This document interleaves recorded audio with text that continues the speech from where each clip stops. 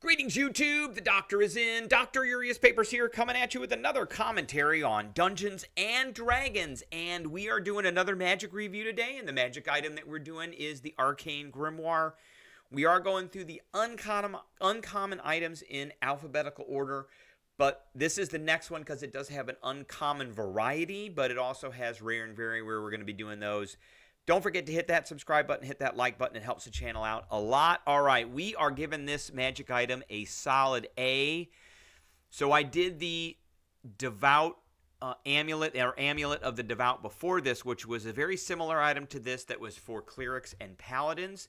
That one gets an A+ for a couple of different reasons. So these are pretty cookie cutter items. They give you a bonus to your spell attack rolls, and they give increase the DCs of your saving throws of your spells by 1. So the Amulet of the Devout does the same thing as this one, and then each one of them has a little extra thing that they do. So let's talk about this one first. It's a wondrous item. It does require attunement, and it can only be attuned by a wizard. So while you're holding this leather-bound book, you can use it as a spellcasting focus for your wizard spells, okay? And you gain a bonus to attack spell rolls and to the saving throw DCs of your wizard spells. So now let's look at the Amulet of the Devout. And it has a very similar sentence, except it says you gain a bonus to spell attack rolls and the saving throws of your spells. Not your cleric spells or your paladin spells, your spells. Whereas the Arcane Grimoire said your wizard spell. So this one is only for wizards. And so if you are a multi-class character that is a wizard and another spellcasting class, this is not going to work for, say, your sorcerer spells or your cleric spells or whatever. However, Amulet of the Devout will work on all spells because it says your spells. I'm not sure if that was a typo or not, if they meant that, but that is the way it reads. Okay, and then the bonus is determined by the book's rarity. So if it's an uncommon item, it gets a +1 to hit and it adds a 1 to the DC.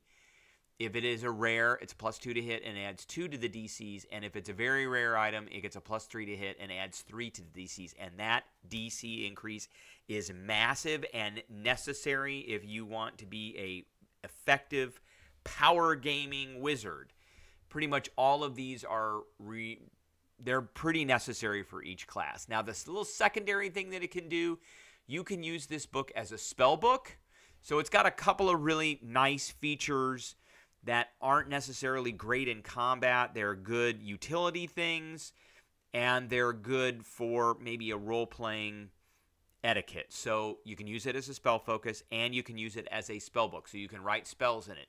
In addition, when you use your Arcane Recovery feature, you can increase the number of spell slots you gain by 1. Okay, so let's unpack some of this stuff, particularly this thing that sells spellcasting focus. So I want to look at sources, and we want to go to the player's handbook. And I don't think that this is going to change too much. But it talks about how we cast spells and spell slots and cantrips and rituals and casting time and all that. Really what we want to come down to is this one that says components and material components. Casting some spells requires particular objects specified in parentheses in the component entry. A character can use a component pouch, a component pouch, the small pouch, watertight, and it holds all the material components and other special items you need to cast your spells, or a spell casting focus in place of the component specified for a spell. But if a cost is indicated for a component, a character must have the specific component before he or she can cast the spell. So if the spell states that a material component is consumed, the caster must provide this component for each casting of the spell.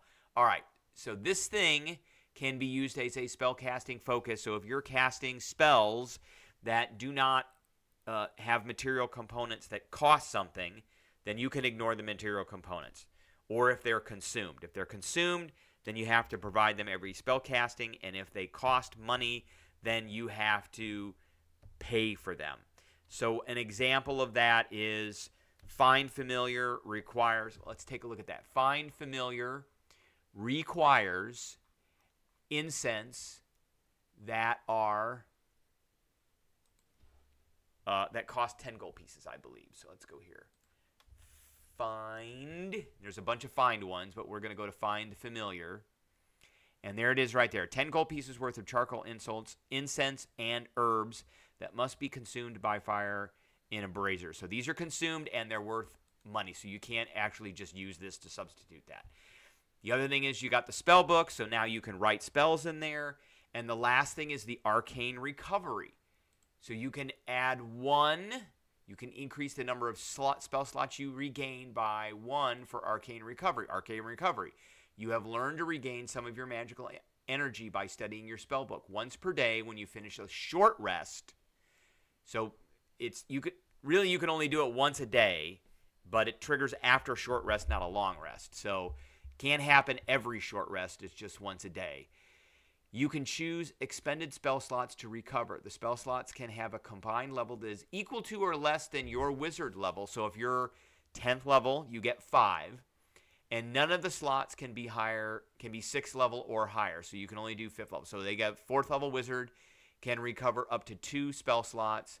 You can recover either a 2nd level spell or 2 1st level spells. But with the Arcane Grimoire, if you're 10th level, you can regain 5 normally after a short rest once a day. But with this, you can recover 6 spell slots after a short rest once a day. So that's a little extra thing. Really, the A rating I'm giving this is mainly for this right here, the DC saving throw. There are a lot of spells that are pretty good that attack, but most of the spells that you really want to be casting as a wizard are the ones that force a saving throw, particularly if you are a divination wizard, where you can roll those 20s with your portent ability.